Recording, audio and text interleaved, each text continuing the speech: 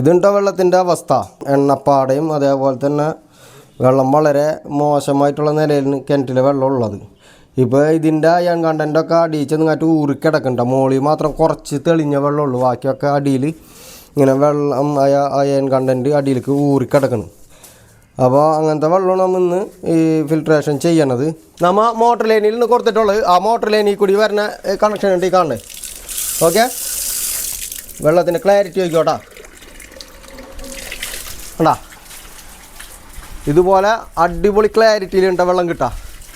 അപ്പോൾ എല്ലാവർക്കും നമസ്കാരം ഉണ്ട് കേട്ടോ. ഇന്ന് നമ്മൾ എത്തിയേക്കണത് എറണാകുളം ജില്ലയിലാണ്. കൂനമ്മാവ് കഴിഞ്ഞിട്ട് ഓളനാട് എന്ന് പറഞ്ഞ സ്ഥലത്തുണ്ട്. ഓളനാട് ചേരപ്പാടം എന്ന് പറഞ്ഞ സ്ഥലത്ത് നിന്ന് നമ്മൾ വന്നിട്ടുള്ളത്. ഇവിടെ ചെയ്യാനുള്ളത് ഒരു സിലിണ്ടറിന് വെക്കാനുള്ളത്. ഇവിടെ മുമ്പ് ഒരു സിലിണ്ടർ വെച്ചിട്ടുണ്ട്, അത് റീഫില്ല് ചെയ്യണം. നമ്മൾ പുതിയൊരു സിലിണ്ടർ ഇവിടെ ആഡ് ചെയ്തും കൊടുക്കണം കേട്ടോ. അപ്പോൾ ഇന്ന് ആ വർക്കിന് വന്നേക്കണത്. അപ്പോൾ നമ്മളെ വീഡിയോയിൽ കിടക്കാം കേട്ടോ. ഓക്കെ, അപ്പോൾ ഇവിടെ ഇരിക്കണതേ 1054 സിലിണ്ടർ ഉണ്ട് ഇവിടെ ഇരിക്കുന്നത്. അപ്പോൾ ഇവിടെ കിണറ്റിൽ നിന്നുള്ള വെള്ളമാണ് ഉപയോഗിക്കുന്നത് ഇവർ. അപ്പോൾ കിണർ വെള്ളം മോശമായി. ഇപ്പോൾ ഇത് കുറേ കാലമായി വെച്ചിട്ട് 2 റീഫില്ലിംഗ് ഒക്കെ കഴിഞ്ഞാണിത്. ഇത് അഴിച്ച് ഇത് കംപ്ലീറ്റ് റീഫില്ല് ചെയ്യണം കേട്ടോ.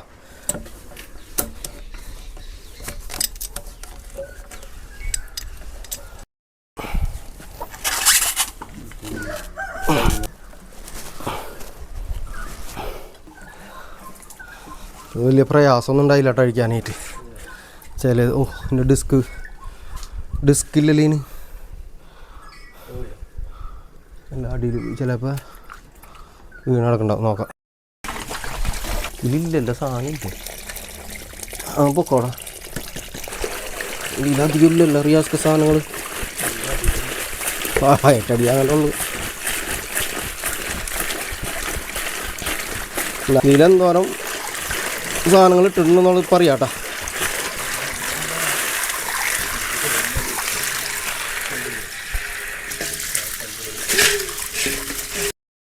ഇതിൻ്റെ മുകളിൽ ഇതുമ്മൊരു സ്റ്റൈനർ ഉണ്ടാവും, ഇതിൻ്റെ ഡിസ്ക് ഉണ്ടാവും. ഈ സംഭവം ഇല്ല കേട്ടോ. അപ്പം അങ്ങനെയൊക്കെ ഇല്ലാണ്ടാണ് ഇട്ടേക്കണത്.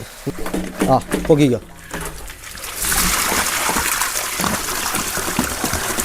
പൊക്കി പിടിക്കും. പോക്ക്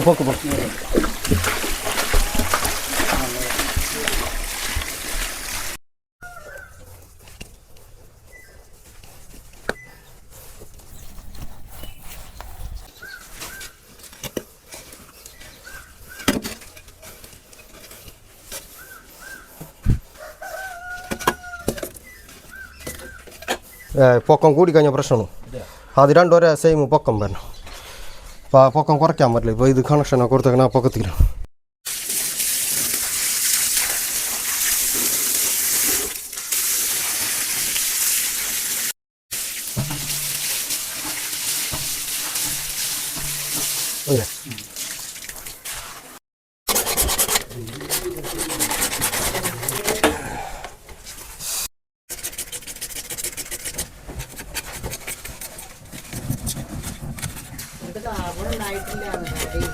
ഇതിലൊരു കാർബൺ കറ്റ്ലോക്സും ഇല്ല ഇതിൽ.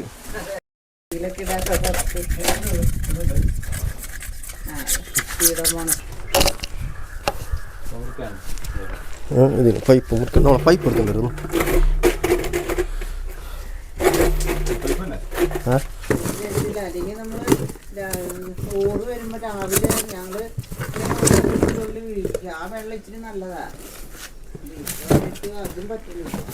ചേച്ചി ഇതിന് മുകളിലത്തത് ഇതേപോലത്തെ ഡിസ്കും ഇതും വേണം. ഇത് തനിച്ചായിട്ട് കിട്ടൂല. ഇതൊരു സെറ്റാണ് വരുന്നത്, മനസ്സിലായ? ഇത് അടിയിലിരുന്നത്, മനസ്സിലായ? ഇത് ഇന്നുണ്ട്, മുകളിലത്തേനില്ല. ഇവിടുത്തെ വിഷയം എന്താണെന്ന് വെച്ചാലേ കണ്ടാ, മൾട്ടിപോർട്ട് വാൽവാണിത്. ഇതിനെ ഇതേപോലെ റീഫില്ല് ചെയ്യുമ്പോഴെന്താണെന്ന് വെച്ചാലേ, റീഫില്ല് ചെയ്യുന്നതിന് മുമ്പ് നമുക്ക് വേണമെങ്കിൽ വെറുതെ ഇട്ട് കാര്യം റീഫില്ല് ചെയ്യാം. പക്ഷെ അതിക്ക് മുമ്പ് ഇതുമ്പോഴുള്ള എല്ലാ അഴുക്കുകളും കാര്യങ്ങളൊക്കെ ഒന്ന് നമ്മൾ വൃത്തിയായിട്ട് കഴുകി കളയണം. കാരണം എന്താണെന്നറിയാം, പിന്നെ ഈ അയൺ കണ്ടൻ്റെല്ലാം ഇതും ഇരിക്കണത്. അപ്പോൾ നമ്മൾ ചെയ്യുമ്പോൾ ചെയ്യണ ജോലി ചകിരി അങ്ങനെ ഉണ്ടാകും.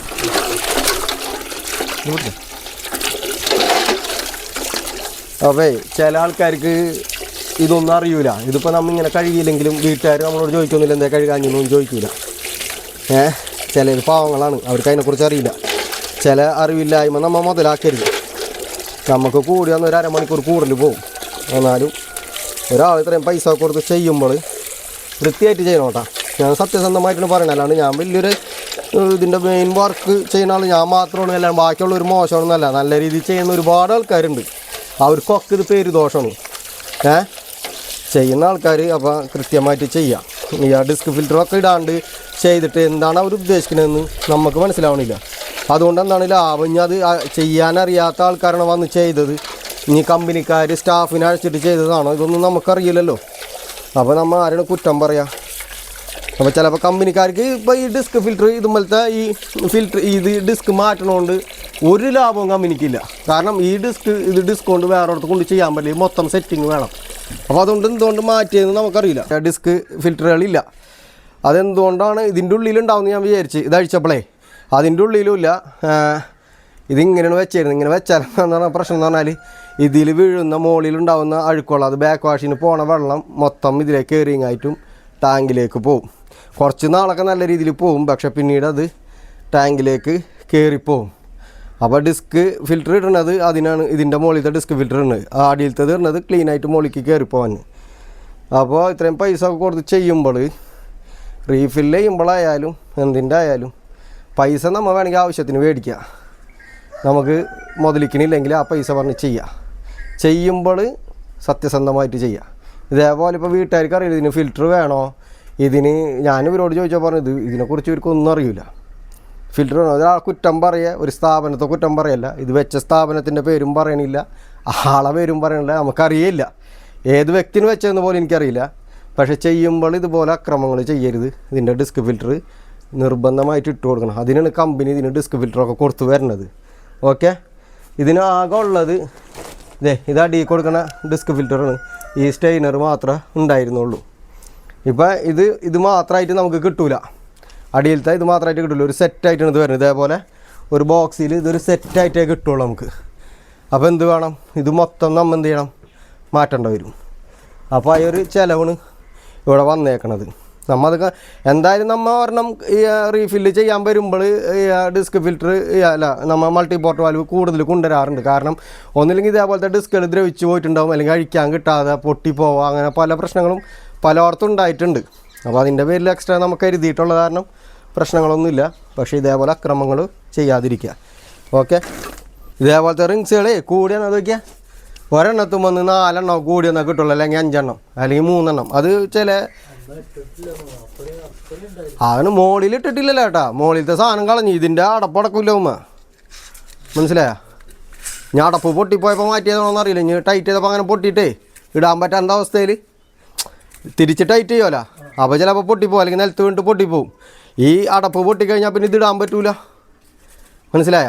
അങ്ങനെയൊക്കെ സംഭവിക്കുക. അപ്പോൾ എന്താണ് സംഭവിച്ചതെന്ന് നമുക്കറിയില്ല. പക്ഷേ ഇത് അങ്ങനെ സംഭവിച്ചു കഴിഞ്ഞാൽ അവരത് മാറ്റിയിടണം.